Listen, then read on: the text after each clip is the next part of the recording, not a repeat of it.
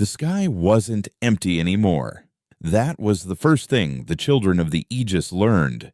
It wasn't a void of possibility, a canvas for constellations and dreams of exploration. It was a wall, a shimmering, silent, and absolute cage of opalescent light that had descended 70 years ago, wrapping the solar system in a final, damning judgment. Kaelin Rourke, born 40 years after the fall of that celestial curtain, knew its light better than she knew her own mother's face. She saw it in the oily sheen of puddles in the scrap heaps, a constant, pearlescent reminder in the reflection of a dead screen or a shard of glass. It was the ghost in the machine of their world, the silent arbiter that had watched humanity tear itself to bloody pieces in the prison it had built for them.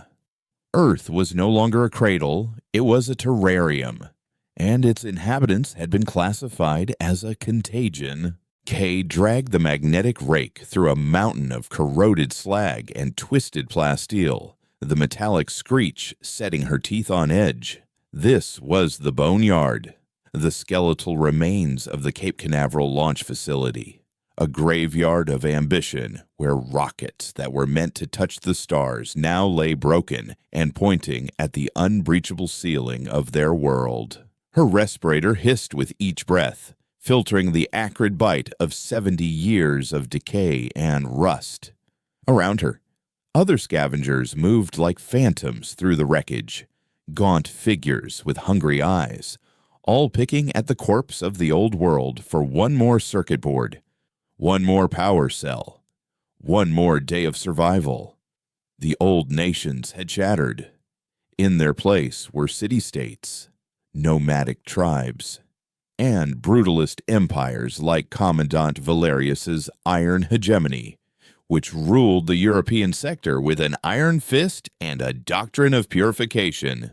Here, in the fractured territories of what was once North America, it was a chaotic free-for-all, a loose coalition of scavenger clans and fortified settlements holding a fragile truce. Kay worked alone. Clans meant politics. Politics meant weakness. And weakness meant a knife in the back for a half-eaten ration bar. Her focus was singular: find the components she needed for her skimmer and get back to the warren of tunnels she called home before the twilight patrol from the nearby Bastion of Salvation started their sweep. The rake snagged on something heavy, something with an unnatural density. It wasn't the dull, gritty resistance of rusted steel. This was smooth, resistant. She dropped the rake and dug with her gloved hands, her heart giving a nervous flutter. Buried treasure in the boneyard was usually just a high-yield power core or a military-grade guidance system. But this felt different. She unearthed a section of sleek, black plating, the material cool to the touch and utterly unmarked by the decades of corrosive rain. It was non-terrestrial. Curator tech was the immediate and terrifying thought. The silent jailers who maintain the Aegis were known to send down probes. Silent, teardrop-shaped observers that would hover over battlefields or plague zones before ascending back into the shimmering barrier. Their purpose, a complete mystery.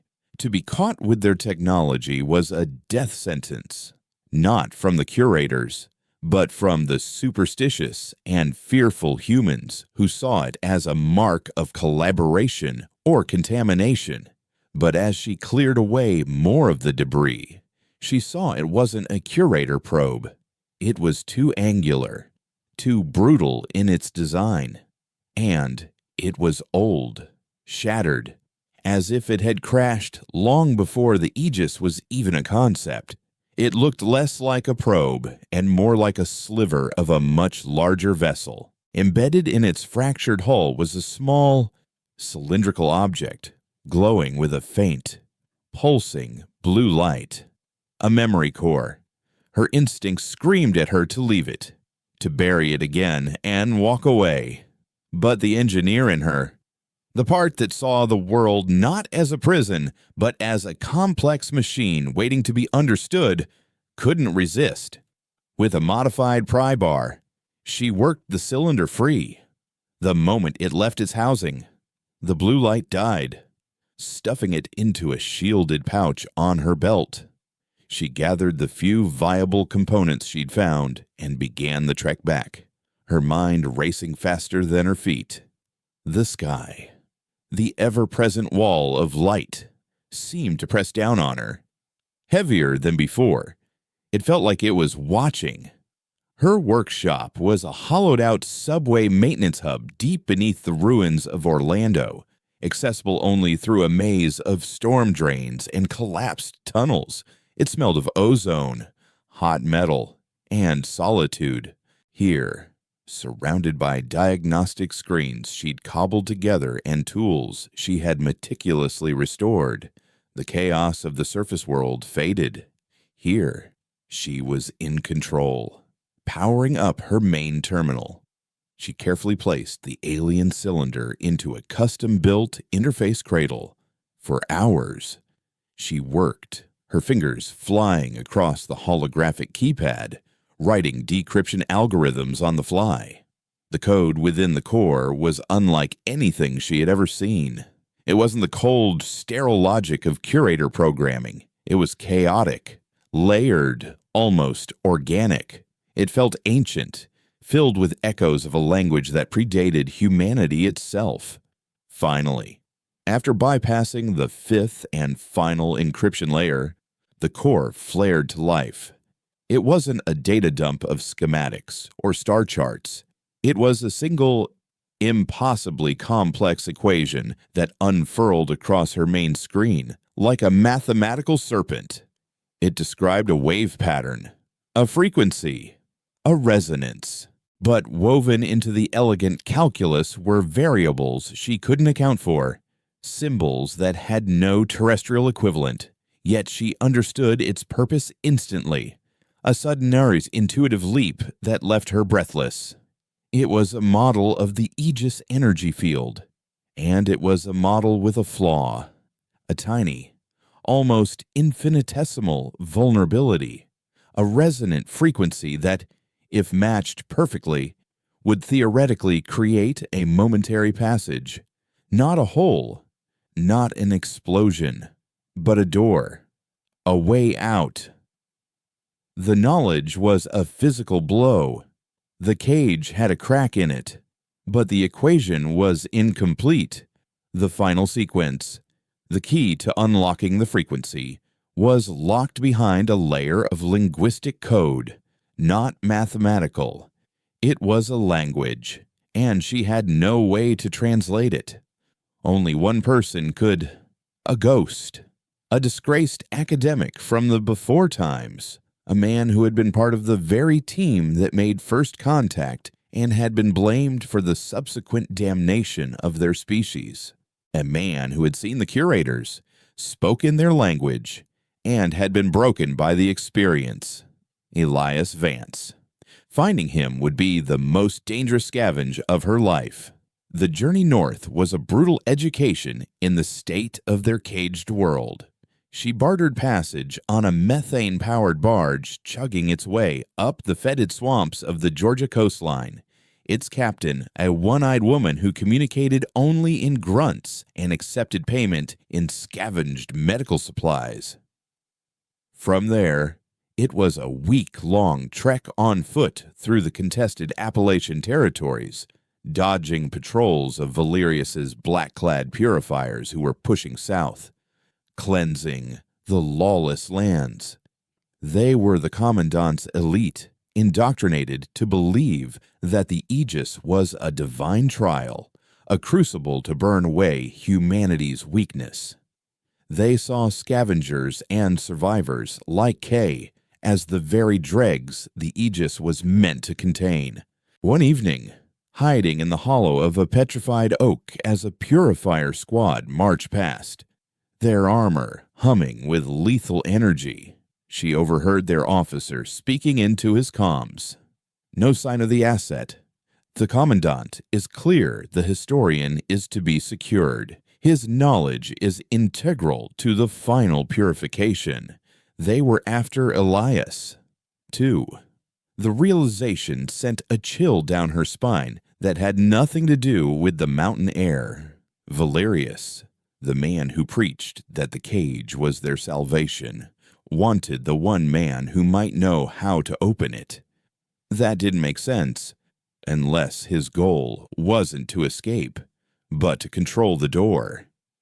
She found Elias in what was left of Boston, in a crumbling library archives building that had become a makeshift den for the city's lost souls. The place reeked of synthale and despair. Elias Vance was a husk of the man from the pre-Aegis vids she'd studied. His face was a roadmap of burst blood vessels, his hands trembled, and his eyes, once described as brilliant and piercing, were clouded with a permanent, haunted fog. He was hunched over a flickering lamp, trying to coax a flame from a damp wick. "Go away." He rasped without looking up, his voice gravelly from disuse and cheap liquor. "I'm not buying, not selling, and I'm sure as hell not confessing." Kay stepped out of the shadows, pulling down her respirator. She held up a small data slate. "I'm not here for any of that. I'm here for a translation." He glanced at her, his eyes dismissive, and then he saw the slate. On it, she'd copied a single line of the linguistic code from the alien core. Elias froze. The tremor in his hand stilled. He slowly reached out, his finger tracing the glowing symbols on the screen. The fog in his eyes cleared, replaced by a storm of ancient terror and grief. "Where?" he whispered, the word cracking. "Did you get this?" Kay pulled the alien cylinder from her pouch and set it on the table between them. "From a wreck in the boneyard. It's old. Older than the Aegis."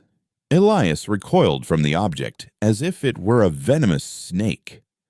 "Destroy it," he hissed, his voice trembling with a sudden, raw panic. "Bury it. Throw it in the sea. That is not a key. It is a curse. It's the reason we are in this cage."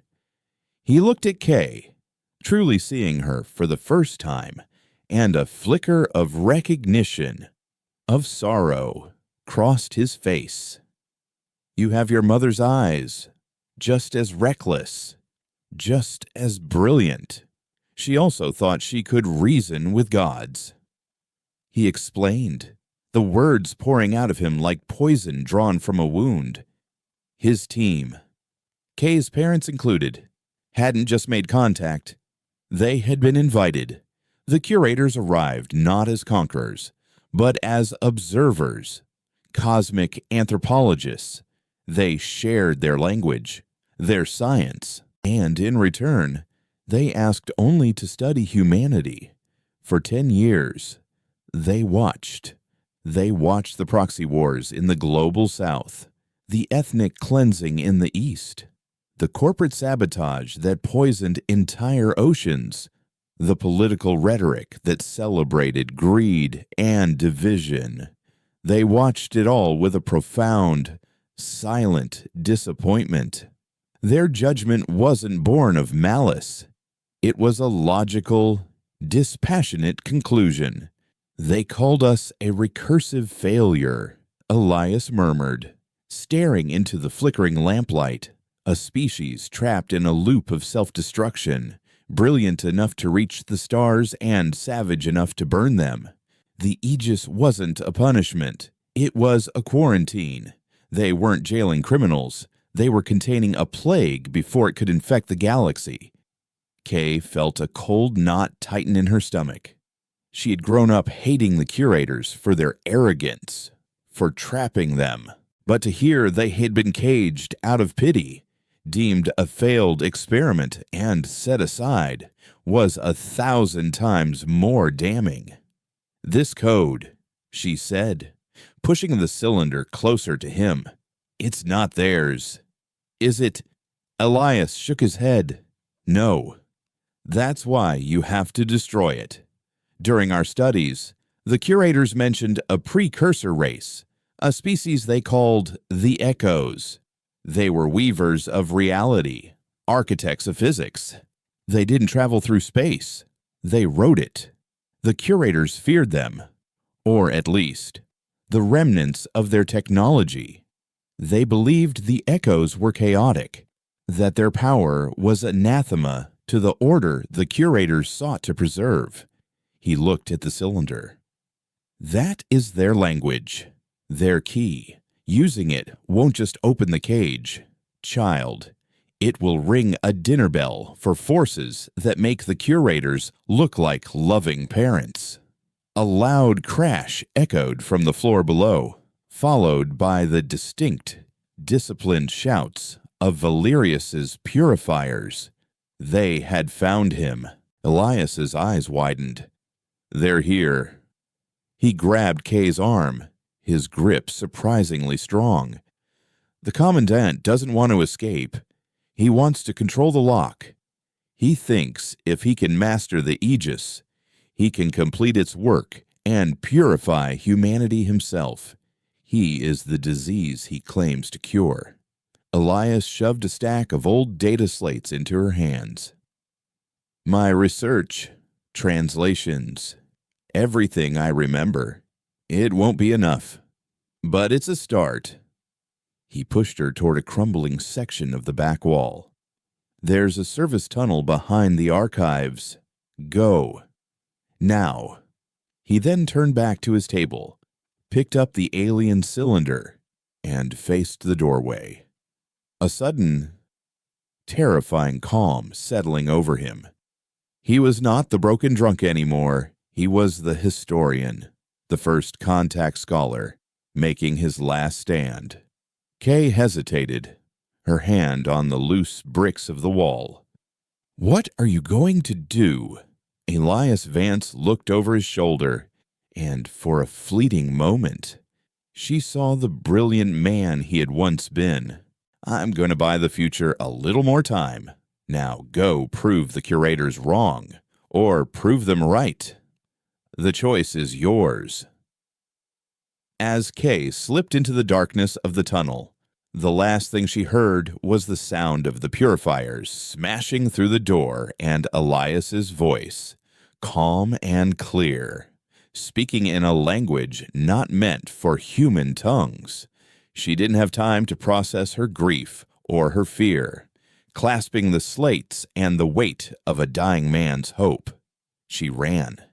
Deep in her pack, a small device she had built, a sensitive waveform detector, began to pulse with a faint, rhythmic light.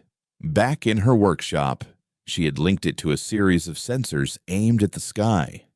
As she fled through the subterranean darkness of a dead city, she knew what the pulse meant.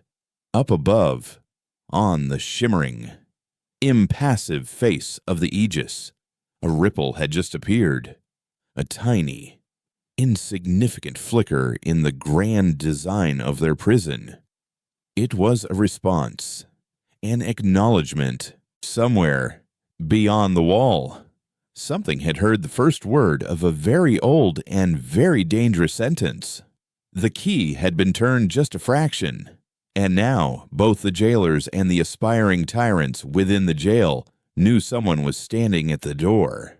The darkness of the Boston undertunnels was a familiar blanket, but it offered no comfort. Every scrape of debris, every drip of polluted water echoed the final, defiant words of Elias Vance. Kay ran until her legs burned and her lungs felt like they were full of ground glass, driven by a grief so sharp it felt like a physical object lodged in her chest. She didn't stop until she was miles south of the city, sealed in a derelict transit nexus that the purifiers would take weeks to find. There, under the ghostly glow of a single emergency light powered by her skimmer's battery, she laid out Elias's slates. The man had been a hoarder of knowledge, The slates were a chaotic archive of his life's work, linguistic trees of the curator language, astronomical charts annotated with frantic, handwritten notes, philosophical treatises on the nature of recursive failure, and a detailed, heartbreaking personal log of the 10 years leading up to the quarantine. He had documented humanity's fall with the meticulous precision of a scientist watching a beloved experiment curdle and die.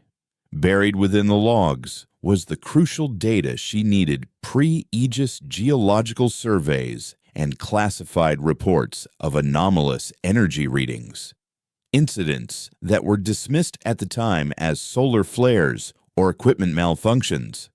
Elias had cross-referenced them with curator star charts, convinced they were markers of other echo technology impacts, long before humanity knew what to look for. One signature stood out: a deep Earth resonance spike centered on the northern shore of what was once Lake Michigan, near the skeletal remains of a particle accelerator facility. It was a potential second source, another shard of the ancient alien technology. But the slates also confirmed her deepest fears. Elias's notes on the echo language were fragmented, full of conjecture. He had only just begun to understand its structure. It wasn't a language of words, but of intent. To speak it was to impose a concept onto reality. The equation for the Aegis was the what, the language was the how, the will that gave the mathematics power. To unlock the Aegis, she didn't just need to know the words, she had to understand the thought behind them. A thought so powerful it could rewrite physics. And now Valerius had the cylinder, the source code itself. Kay had the notes, the partial dictionary. They were two halves of a weapon, and neither was complete without the other. News of the event in Boston spread faster than any plague. They weren't calling it a ripple anymore. It was the sky shudder, a momentary visible tremor in the Aegis field, a flicker of cosmic lightning that had been seen from every corner of the globe. For 70 years, the sky had been static, a monument to their failure. Now, it had blinked. The reaction was immediate and schismatic. New cults sprang up overnight, preaching that the shudder was a sign of the curator's imminent return, either to forgive or to finally extinguish them. Scavenger clans saw it as an omen, a crack in their reality that could bring either riches or ruin. But for Commandant Valerius, it was a divine gift. Kay intercepted his broadcast a week later, huddled in a makeshift comms tent patched into a downed satellite relay. Valerius stood on a balcony overlooking the disciplined, armored ranks of his hegemony in the heart of what used to be Berlin. His voice, amplified across the continent, was not the ranting of a madman but the calm, resonant cadence of a prophet. For 70 years, we have lived in the crucible. We have endured the trial set for us by the celestial guardians. He boomed, his image crackling on Kay's screen. They sought to burn away our weakness, our division, our sentiment. And they have watched us succeed where our ancestors failed.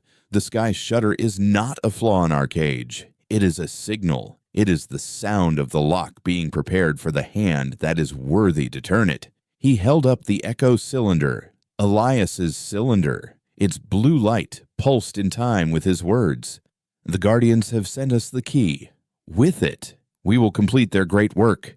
We will finish the purification, not just of this continent, but of this entire world. We will emerge from this chrysalis not as the flawed humanity that was condemned, but as a new race, forged in iron and fire, ready to claim our rightful place in the cosmos. We will not escape our prison. We will inherit it. The broadcast was a declaration of holy war. He wasn't just coming for the lawless territories anymore. He was coming for everyone, and he was using the very technology that could free them to sanctify his crusade of global domination. The clock wasn't just ticking, it was screaming. The journey to the drowned cities of the Great Lakes was a descent into a different kind of hell. The swamps and mountains of the south were lawless frontiers. The north was a broken kingdom ruled by the Rust Barons, descendants of corporate privateers who had seized control of the region's shipping lanes and freshwater resources after the fall. They were not zealots like the Purifiers. Their god was pragmatism, and their creed was profit. To cross their territory, you needed passage, and passage cost more than circuitry and power cells. It cost leverage. Kay found her ferryman in a stilt town built from the husks of rusted freighters near the mouth of the Maumee River. He was a gaunt, wiry man named Silas, his skin stained with the chemical tinge of the water he ruled. He sat in the belly of his skiff, a flat-bottom vessel powered by a dangerously modified fusion core, sharpening a long, wicked-looking gaff hook. "The northern passage is closed," he said without looking at her, his voice a low rasp. "Baroness Anya has the whole basin on lockdown since the sky shutter. She thinks it's a prelude to an attack. No one gets in or out without her tribute."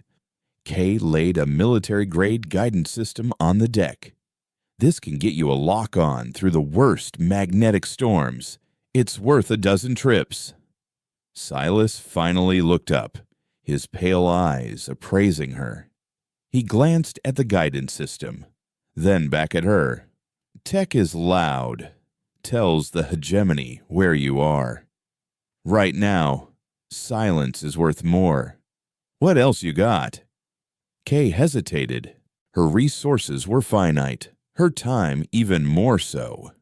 She had to give him something he couldn't get anywhere else.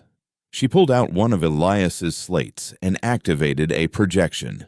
It was a detailed hydrographic map of the lakebed, showing deep water currents and submerged structures from before the floods.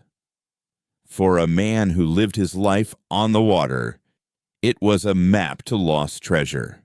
Silas's eyes widened. He leaned forward, tracing a ghost channel with a grimy finger. "Where did you get pre-deluge charts from a dead man who knew the value of knowing what lies beneath?" Kay replied, "This map is my payment. Passage to the Fermi site. No questions." Silas studied her for a long moment, his gaze sharp and calculating. "The old nuke smasher facility that's deep in Anya's territory. And it's poison land. Nothing there but glowing rats and salvage too hot to touch." "I'm not looking for salvage," Kay said. "Just a ride." He grinned, a humorless crack in his weathered face. "One ride, and you give me the full map dataset when we get there. Deal." For 3 days, they glided through a world of gray water and skeletal towers. The ruins of Detroit and Cleveland jutted from the toxic mist like the ribs of colossal, drowned beasts. They passed flotillas of the Rust Barons' war barges, crude but effective platforms bristling with harpoon guns and salvaged naval cannons. Their crews watched Silas's skiff pass with suspicion, but his transit sigil, a rusted gear painted on his sail, allowed them unmolested passage. During the long, quiet hours on the water, Silas spoke of the Baroness. "Anya wasn't born to this life," he said, his eyes on the horizon. "She was an archivist in the before times. When the waters rose and the Aegis fell, she used her knowledge of the old infrastructure, the pipelines, the power grids, the submerged transit lines to build this empire. She believes control of information is the only real power left." As they drew closer to their destination, The water began to change. Patches of it shimmered with an unnatural and sickly luminescence. The air grew heavy, carrying the metallic taste of radiation. They were nearing the Fermi exclusion zone. Silas cut the engines, letting the skiff drift in the eerie silence. "This is as far as I go," he said, nodding toward a line of crumbling shoreline barely visible through the thick fog. "The facility is about 5 clicks inland. The radiation fields are unstable. Walk straight. Don't touch anything that glows, and pray the rot doesn't get in your bones before you find whatever you're looking for." Kay transferred the map data to his console. As the file copied, he looked at her, a flicker of something akin to curiosity in his eyes. "You're not hegemony. You're not a cultist. You're not a scavenger. Not for the usual scrap. You're running from something, and running toward something worse. I've been on this water for 30 years. I know a ghost when I see one. What's out there that's worth dying for?" Kay pulled up her respirator, the hiss of the filters, a familiar comfort. She looked from the bleak, poisoned shore to the ever-present, shimmering wall of the sky. "A choice," she said before stepping off the skiff and into the glowing mist. "I'm looking for a choice." The Fermi National Accelerator Laboratory was a ghost of a bygone age of scientific hubris. The main ring, a 4-mile circle, was a half-submerged, broken concrete serpent coiling through the dead landscape.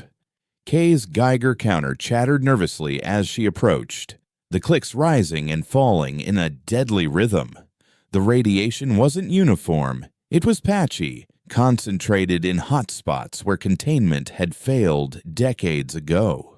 Following the energy signature from Elias's data, she navigated the treacherous terrain, her suit's filters working overtime to scrub the irradiated air.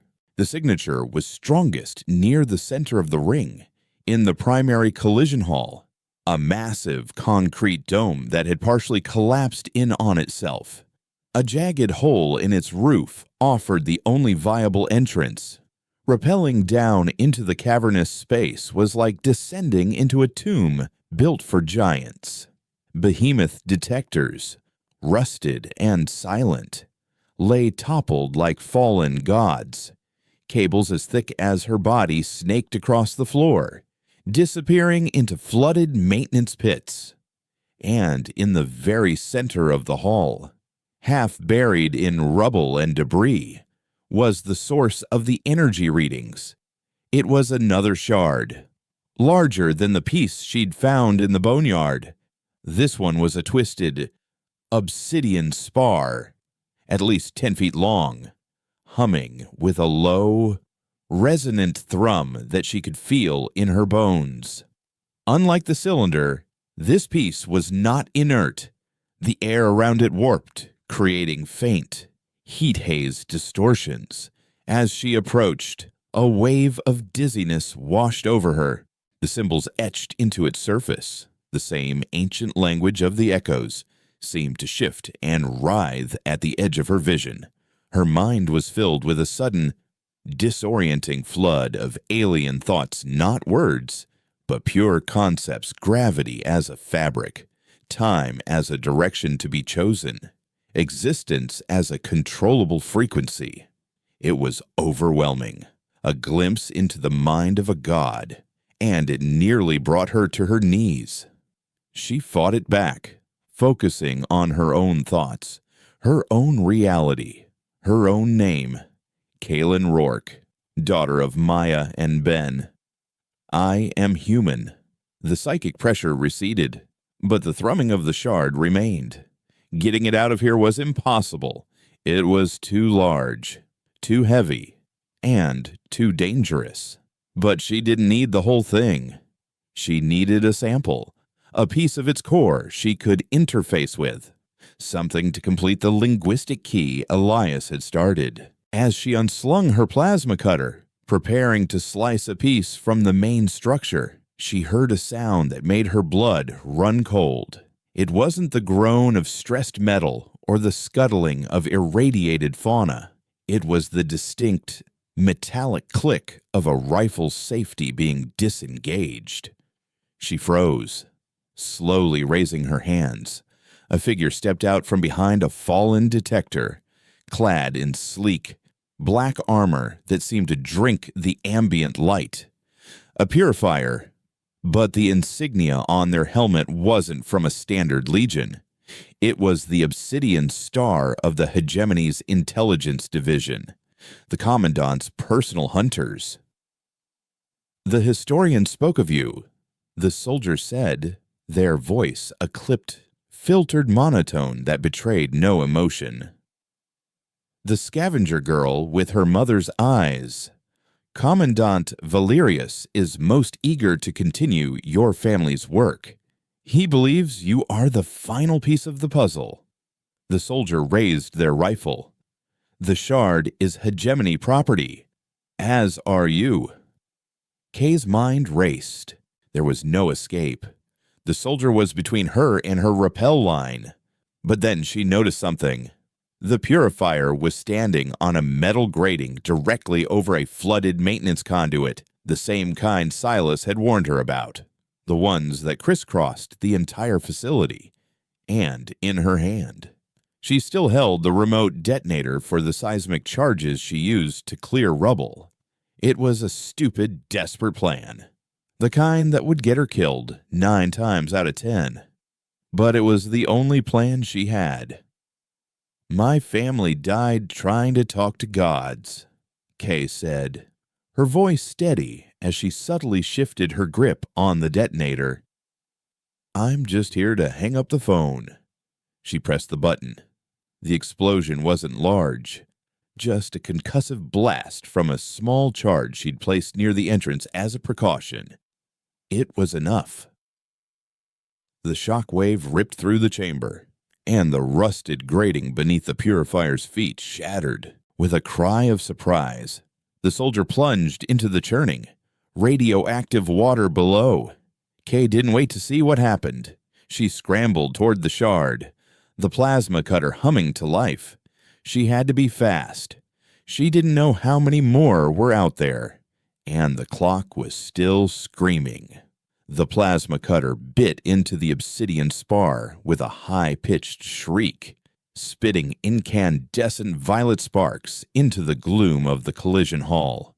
The material was unnaturally dense, resisting the superheated beam in a way that defied physics. It wasn't melting so much as reluctantly unmaking itself. Kay gritted her teeth, pouring every ounce of power from her suit's capacitor into the cut. The air thickened with the smell of ozone and something else, an alien scent like petrichor and burnt sugar. The shard pulsed with an angry, psychic throb, a wave of pure indignation that slammed into her mind. It didn't want to be broken. It felt like she was performing surgery on a conscious, albeit incomprehensible, being. Finally, a fist-sized chunk of the core material broke free, clattering onto the concrete floor. It glowed with a soft, internal light, the symbols on its surface now pulsing in a steady, rhythmic cadence. She scooped it into a lead-lined containment pouch just as the first shouts echoed from the hole in the ceiling. More purifiers. They were deploying descent lines, their black-clad forms silhouetted against the gray, misty sky. Time was up. Ignoring her own rappel line, Kay scrambled into the shadows, making for the flooded maintenance conduit where the first purifier had fallen.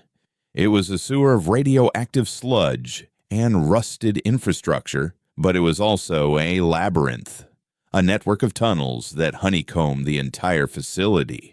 It was a rat's maze. And right now, she was the rat. She plunged into the chest-deep, sickeningly warm water, her suit's seals holding against the corrosive filth. The tunnel was claustrophobic, the only light coming from the faint glow of her wrist-mounted display. She pushed forward, her boots sinking into decades of sediment, the Geiger counter on her HUD flickering wildly. Behind her, she heard the splash as the purifiers followed. They were disciplined, moving with the cold efficiency of predators.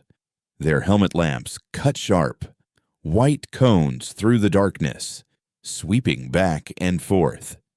Kay ducked behind a massive pump housing, holding her breath, the foul water lapping at her chin. The beams passed over her, inches away. The voices were close now, filtered through their comms. No sign of the primary target. Secondary objective is secure. The shard is intact. The Commandant will be pleased. What about the operative we lost? Expendable. Our orders are to retrieve the asset or confirm termination. Sweep the tunnels. She can't have gone far. They were splitting up. Kay waited until their footsteps receded before pushing onward, deeper into the facility's decaying guts. For hours, she navigated the subterranean maze, using Elias's pre-deluge schematics, which she downloaded to her slate to guide her. The tunnels twisted and turned, some leading to dead ends, others opening into vast, cathedral-like cisterns filled with stagnant, glowing water. The pursuit was relentless. The purifiers were hounds, and they had her scent. Several times, she had to double back, using her knowledge of the layout to set crude traps collapsing steam pipes, shorting out high-voltage conduits, anything to slow them down. She wasn't fighting to win. She was fighting for seconds, for inches. Finally, she found what she was looking for, a primary discharge culvert that emptied directly into the lake. The exit was blocked by a massive, rust-seized sluice gate.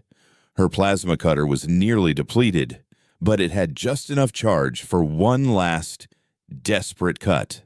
As she worked on the gate's locking mechanism, she interfaced the new shard fragment with her slate, attempting to run a comparative analysis against the data from the first cylinder.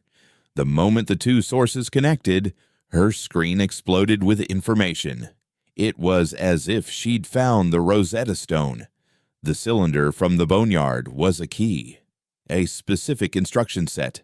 The shard from Fermi was a grammar engine, a lexicon of the fundamental principles of the Echo language. One was a question. The other was the knowledge of how to ask it. The equation for the Aegis began to fill itself in, the alien symbols from Elias's notes cross-referencing with the conceptual data from the shard. She saw it then, the full structure of the resonant frequency. It wasn't just a sound, it was a chord, a complex waveform that required multiple synchronized emitters to generate it. It was a key that had to be turned in several locks at once.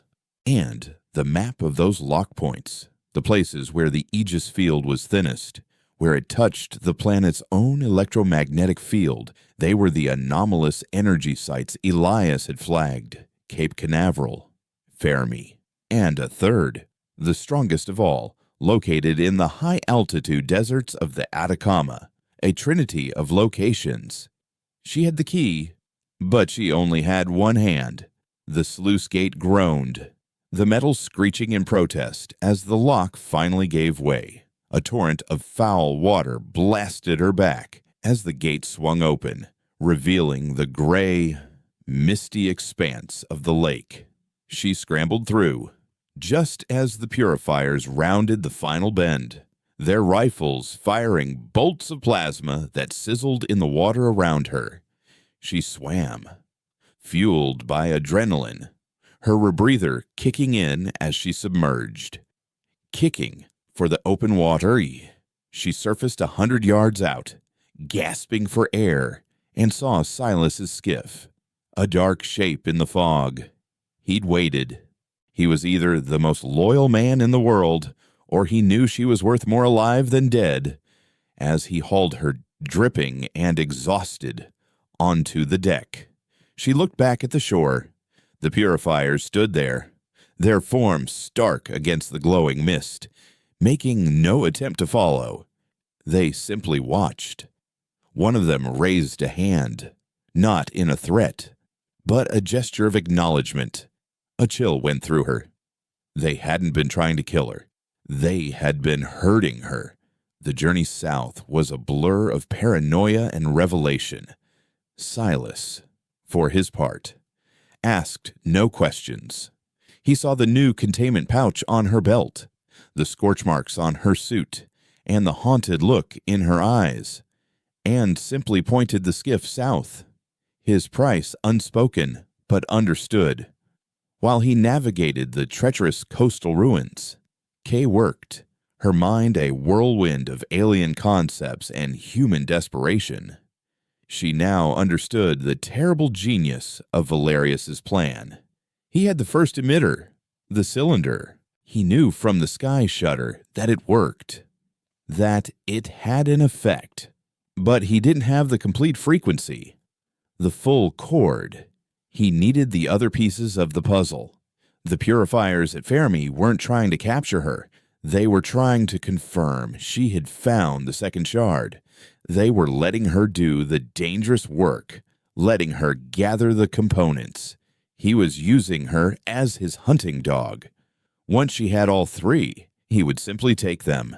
He wasn't building an empire. He was setting a trap, and she was the bait. And every step she took, every piece she found, brought him closer to his goal of becoming the sole gatekeeper of Earth, the gatekeeper of a purified humanity. They made landfall in the lawless expanse of the Carolina Shatter Zone, a maze of flooded marshlands and hurricane-blasted ghost towns. Here, the hegemony's control was non-existent, and the Rust Baron's reach was tenuous. It was a place of forgotten communities and grizzled survivors who lived by their own codes. It was here she hoped to find allies, or at least a way to transmit a message. She needed more than a key. She needed an army, or, failing that, she needed an orchestra. She needed people at the other two sites. People who could build the resonant emitters and broadcast the frequency in perfect sync with her. The thought was insane. Coordinating a planet-wide, synchronized broadcast of an alien frequency using scavenged parts, all while being hunted by a technologically superior, fanatical army. It was impossible. But the alternative, letting Valerius win, letting him twist the hope of freedom into the ultimate tool of control, was unthinkable. Silas led her to a settlement called Haven, a fortified island built on the high ground of what was once Paris Island. It was a community of ex-military, disillusioned engineers and hardened survivors, a motley collection of people who had banded together to resist both the hegemony and the barons.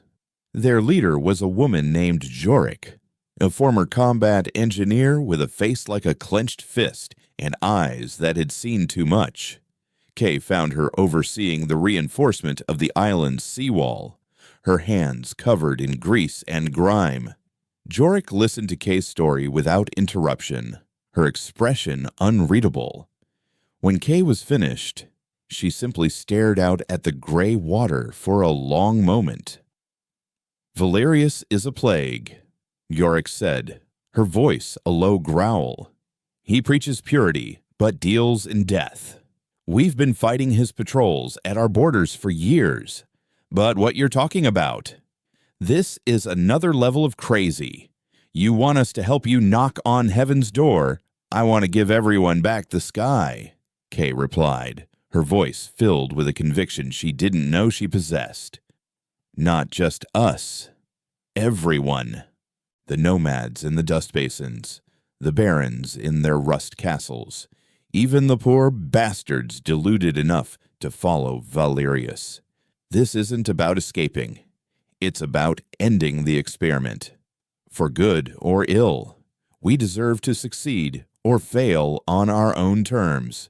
Yorick spat on the ground. Ideals are fine things. Girl, but they don't stop plasma bolts. The hegemony has numbers, discipline, and a supply chain. I have 500 souls on this island, a leaky wall, and 2 months' worth of desalinated water. Why should I risk everything I've built on the word of a ghost runner with a glowing rock in her pocket? The question hung in the salty air. It was the question. Why should anyone believe her? Why should they risk the fragile, brutal survival they had carved out for themselves on a promise that sounded like a mad woman's dream? Kay didn't have a speech. She didn't have a rousing call to arms. She had only the truth. She activated her slate, projecting the final, complete equation of the Aegis into the air between them. The elegant, terrifying symbols of the Echo's language hung there, shimmering like captured starlight. Because it's real, Kay said quietly. And because he's coming for you anyway. The only difference is whether you fight him on your knees inside the cage or on your feet with a chance to break it open. Just then, a klaxon blared from the watchtower at the northern end of the island. A spotter screamed a single, chilling word. Iron ships on the horizon, emerging from the coastal fog, were the sleek, brutalist silhouettes of hegemony naval vessels. They weren't patrol craft. They were assault landers, heavy-class ships designed for planetary invasion. Valerius hadn't waited. He hadn't bothered with his usual slow advance of purifier patrols. He had followed her. He knew where she was. Or maybe he hadn't followed her at all. Maybe he had been one step ahead the entire time. Yorick stared at the approaching fleet, then at Kay, a look of dawning, horrified understanding on her face. "They're not here for you," Yorick whispered. "They're here for what's under us." She pointed down at the reinforced concrete beneath their feet. "This isn't just an island, girl. Paris Island was a black site in the before times. They built a subterranean research facility here, deep earth comms, seismic research. They were studying anomalous energy readings. It was the third site. The Atacama signature wasn't in South America. The pre-Aegis geological surveys had been wrong, distorted by the very energy they were trying to measure. Elias's data had been flawed. The third point of the Trinity, the final lock in the cage, was right here, buried deep beneath the last bastion of resistance on the Carolina coast.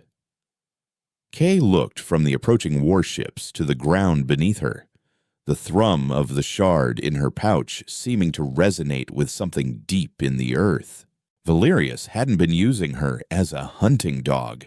He had been using her as a dowsing rod, and she had just led him to the final prize.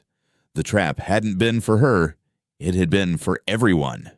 The hegemony's assault was not a battle. It was an industrial process. The iron ships disgorged swarms of droplanders that screamed down through the fog, their hulls absorbing the frantic, desperate bursts of flak from Haven's antique autocannons. Black-clad purifiers rappelled down from the landers before they even touched ground, moving with a terrifying, synchronized grace. They weren't soldiers storming a beach. They were exterminators clearing a nest. Yorick was a whirlwind of violent pragmatism. "The wall won't hold," she bellowed over the roar of explosions, her voice cutting through the chaos. Phase line alpha choke points 1 and 3. Buy me time. Her fighters, a ragged but determined militia, fell back into the labyrinthine streets of the settlement, turning every alley and crumbling building into a kill zone. But it was like trying to stop a flood with sandbags. The purifiers advanced, their plasma rifles tearing through makeshift barricades, their discipline absolute. K. Armed with a pulse rifle Jorik had shoved into her hands, fought alongside them. The weapon felt alien, clumsy. Her skills were in circuits and code, not combat. She fired on instinct, the recoil jarring her shoulder, her shots going wide as often as they hit. She saw a young fighter, no older than 16, vaporized by a plasma bolt. She saw a grizzled veteran pull the pins on 2 grenades, clutching them to his chest as he charged a purifier heavy weapons team, the air filled with the stench of burnt ozone, concrete dust, and cooking flesh. This was the recursive failure the curators had spoken of. Humanity, brilliant and savage, tearing itself apart at the very threshold of a miracle. To the sublevels, Jorik yelled, grabbing Kay's arm and pulling her toward a reinforced blast door set into the foundation of the central command building. If Valerius wants what's down there, we make him pay for every damn inch. They descended into the earth, the sounds of the surface battle fading to a dull, percussive thunder. The Paris Island black site was a relic of the old world's paranoia, a multi-leveled bunker complex designed to withstand a direct nuclear strike. Emergency lights flickered, casting long, dancing shadows down corridors of stained concrete. Jorik's remaining fighters, a grim-faced collection of about 30 men and women, began fortifying the entrance. Kay, however, pushed deeper. "He's not just going to knock," she said, her mind racing, processing the tactical nightmare. "He'll cut the head off the snake." She followed the thickest power conduits, her slate scanning for the facility's primary geothermal power core. If Valerius wanted the Echo artifact, he'd need to power the deep earth excavators and containment fields. He'd go for the heart of the facility first. She was right. She found them in the main reactor chamber, a vast, cylindrical cavern that hummed with the contained power of the planet's core. A team of hegemony combat engineers was already there, having cut their way in through a ventilation shaft. They were planting shaped charges on the reactor's primary coolant lines. Leading them was the purifier from the Fermi facility, the one she had dropped into the radioactive sludge. Their new armor was pristine, the obsidian star of the Commandant's intelligence division gleaming in the reactor's glow. "The asset," the purifier said, their filtered voice calm amidst the surrounding chaos. "Your predictive models were accurate, Commander. She is resourceful." A second figure stepped out from the shadows behind the engineering team. He was not a soldier. He wore the immaculate, high-collared uniform of a hegemony officer, his face pale and unscarred, his eyes a chillingly intelligent shade of blue. It was Commandant Valerius. He looked at Kay not with hatred, but with the detached curiosity of a scientist examining a particularly interesting specimen. "Kaylin Rourke," he said, his voice the same resonant baritone from the broadcast. "Daughter of Maya Rourke, the woman who argued most passionately for the quarantine. She believed humanity needed a firm, guiding hand to save it from itself. It seems you have inherited her ambition, if not her foresight." "My mother believed in hope," Kay shot back, raising her rifle. "You believe in a boot on the neck." Valerius smiled, a thin, bloodless expression. "Hope is a symptom of desperation. I offer certainty, order, an end to the chaos that you and your kind cherish." The curators were right to cage us, but they lacked the will to finish the treatment. I do not. He gestured to the reactor. This facility, this entire island, will be the new heart of my hegemony, and the artifact below will be the symbol of my authority, the voice of God, to be used to guide humanity back to the path of righteousness. The purifier from Fermi took a step forward. We have what we came for. Commandant, the girl is irrelevant. No, Valerius said, his eyes never leaving Kay. She is the final variable. She has a piece of the key. And more importantly, she has the grammar, the intuition. She understands the machine in a way my brute force cryptographers never will. I don't want to just control the lock. Child, I want you to teach me how to build more. The implication was horrifying. He didn't just want to control the Aegis. He wanted to replicate its technology. He wanted to become a curator himself. Before Kay could process this, Jorik and her fighters stormed the chamber, pouring in from 2 maintenance tunnels. The firefight was immediate and brutal. Plasma bolts lit up the cavern, ricocheting off the reactor housing with deafening cracks. The hegemony engineers were cut down in the first volley, but Valerius's personal guard, the purifiers in their advanced armor, formed a protective cordon around him, returning fire with lethal precision. In the chaos, Valerius slipped back into the shadows, his objective achieved. The charges on the coolant lines were armed. Kay saw the chronometer on the lead charge 2 minutes. He's going to blow the reactor, she screamed to Joris. It's a feint. He's not trying to destroy it. He's trying to trigger a containment purge. It will vent the superheated steam through the entire facility, cook everyone alive, while his team is safe in a sealed access tunnel. Yorik's eyes widened in understanding. Fall back to the deep labs and air. They retreated, the purifiers making no move to pursue them, instead forming a defensive perimeter around the reactor. They were sacrificing themselves to ensure the Commandant's plan succeeded. The cult-like fanaticism was absolute. Kay, Jorik, and a handful of surviving fighters sealed themselves behind the blast doors of the subterranean laboratory complex, just as a deafening roar shook the entire facility. A wave of incandescent heat washed over their viewport, the reinforced plasteel glowing cherry red. The screams of Jorik's fighters caught in the purge were mercifully brief. They were trapped. The main elevators were fused. The access tunnels were superheated, and Valerius's forces controlled the reactor level. But they were in the one place Valerius hadn't counted on: the research lab that housed the third artifact.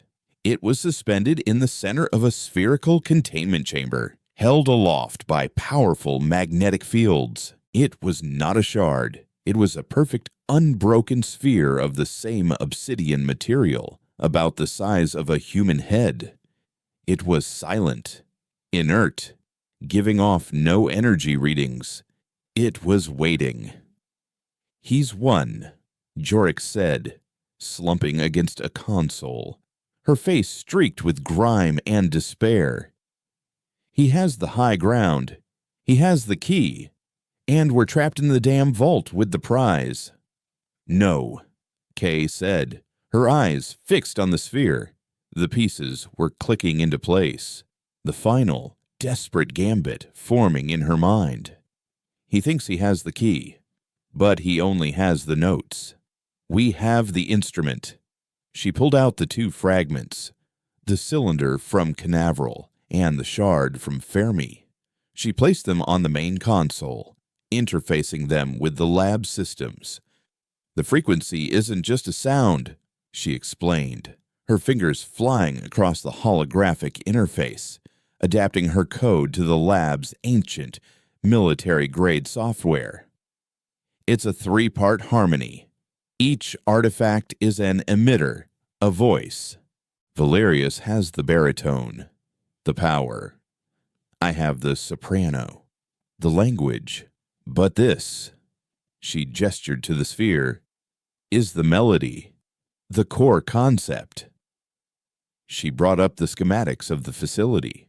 The lab's containment field was powered by a dedicated subreactor, but it was also connected to a massive, facility-wide antenna array designed for deep Earth and subspace communication. It was a broadcast dish. He thinks this place is a fortress, Kay said, a wild, fierce energy in her eyes. But it's not. It's an amplifier. Yorick stared at her. What are you doing? Valerius wants to become a god, Kay replied, her voice low and intense. I'm going to give the entire planet his phone number. The plan was audacious, suicidal, and utterly brilliant. She couldn't broadcast the full unlocking frequency herself, but she could broadcast a carrier wave, a resonant pulse that was tuned to the specific frequency of the echo artifacts. She could effectively turn on all three voices at once, wherever they were. Valerius, up on the reactor level, had the cylinder. Kay had the shard. And the sphere, the most powerful of the three, was right here. She would force Valerius's hand. He would either have to shut down his artifact, relinquishing his key, or he would become an unwilling participant in opening the cage for everyone. The system powered up. The magnetic field around the sphere began to fluctuate. The sphere itself started to glow, a soft, blue light emanating from its core. The symbols of the echo language began to swirl across its surface, and then it began to sing. It wasn't a sound that could be heard with the ears, but a vibration that resonated deep within the bone, a pure mathematical tone that filled the chamber. On her screen, Kay saw the carrier wave stabilize, piggybacking on the facility's broadcast antenna. It was a silent scream, fired directly at the Aegis. Up on the surface, Valerius, you're standing on the deck of his command ship and watching his troops secure the island, would feel it. The cylinder in his possession, his divine key, would suddenly flare to life, answering the call of its sibling. He would be faced with an impossible choice: release his prize, or help his most hated enemy achieve her goal. He'll shut it down, Yorick breathed, watching the power levels climb. He'll never help us. He'd rather see us all rot in here than share control. He's a zealot, Kay said, her eyes glued to the frequency monitor. But he's also an egomaniac. He's not going to let go of the first piece of alien technology he's ever held.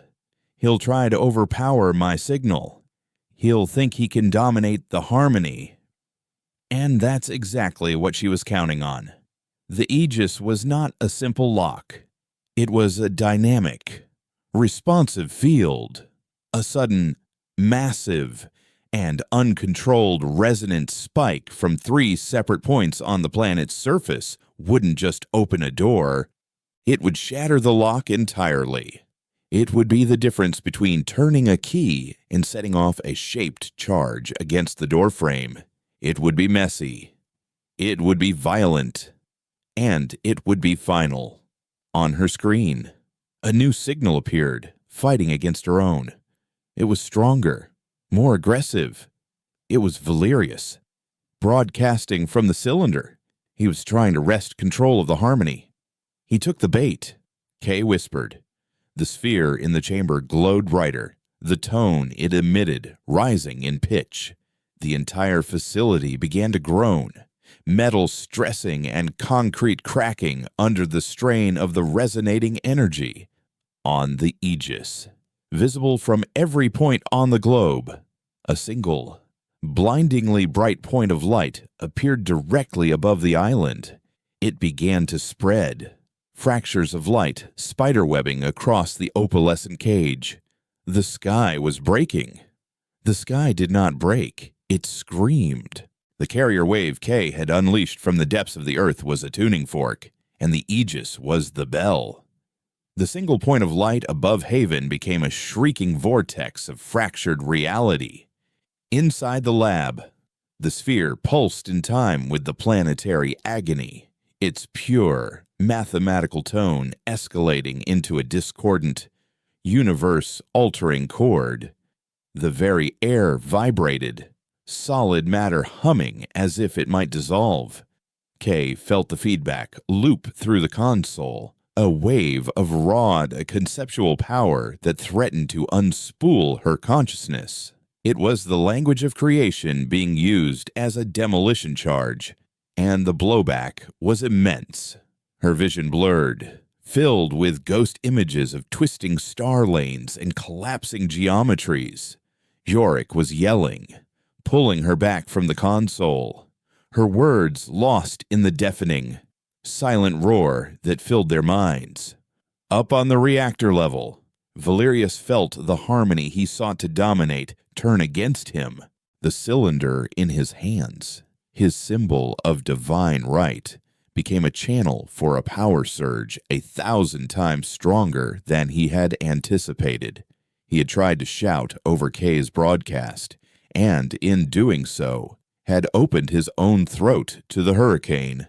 His guards saw a look of pure, uncomprehending terror on his face as a nimbus of blue-white energy erupted from the cylinder. The Commandant, the self-proclaimed purifier and heir to the curators, was scoured from existence, his atoms unwritten by the very language he sought to master. The purifiers around him, their armor instantly supercharged, simply exploded, their fanaticism rewarded with violent obliteration. The energy surge, with nowhere else to go, blasted upward, turning the command building and the hegemony iron ship still docked to it into a rapidly expanding cloud of incandescent plasma. The feedback loop, its purpose served, collapsed. The sphere in the lab went dark, its song silenced. The sudden absence of the psychic pressure was as jarring as its presence, leaving a ringing void in its wake. Then the world began to shake. The sheer energetic release had destabilized the island's bedrock. Concrete dust rained from the ceiling as the bunker complex groaned, the death rattle of a dying titan. "We're being buried alive," Jorik yelled, her voice raw. The subpen, it's our only way out. Kay, her head throbbing, her nose bleeding from the psychic strain. Followed Yorick and the last 3 surviving fighters through the collapsing corridors. They ran on pure adrenaline, dodging falling debris and leaping over newly formed chasms. They reached the submarine pen, a massive, flooded cavern that connected to the open sea, just as the main tunnel behind them imploded. A single, derelict military submersible was still in its dry dock cradle. It was their only hope. Jorik and her fighters worked the release clamps with frantic urgency while Kay scrambled inside, her hands instinctively finding the controls. It was ancient tech, but it was human tech. It was logical, understandable. After the god language of the echoes, the simple binary of the sub's reactor startup felt like a comforting lullaby. With a screech of tortured metal, the cradle released, and the sub slid into the churning water of the pen. Kay pushed the thrusters to maximum, guiding the lumbering vessel toward the submerged seagate, just as the roof of the cavern began to buckle.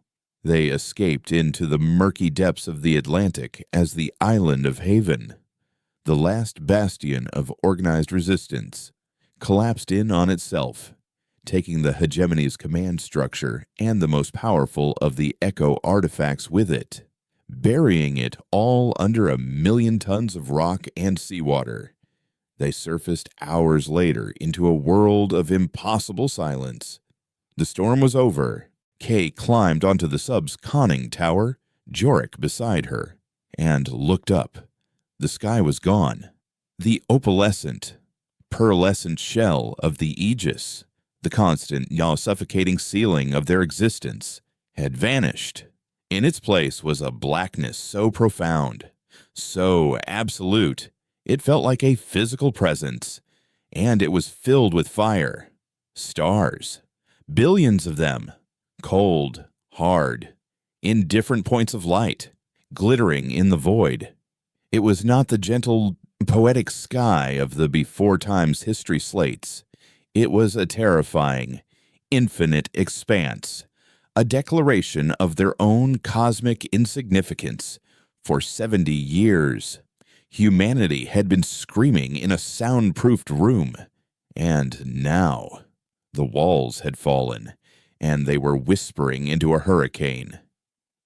Jorik, the hardened warrior who had seen everything, simply wept, her shoulders shaking.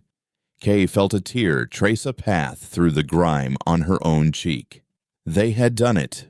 They were free. But the freedom felt less like a victory and more like a verdict yet to be delivered. In the days that followed, a new reality began to dawn. The hegemony, its prophet leader decapitated, fell into chaos.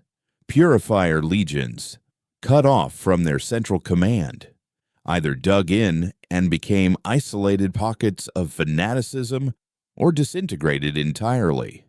The rust barons of the north, seeing a power vacuum, began to push south, their war barges now symbols of a new, burgeoning empire.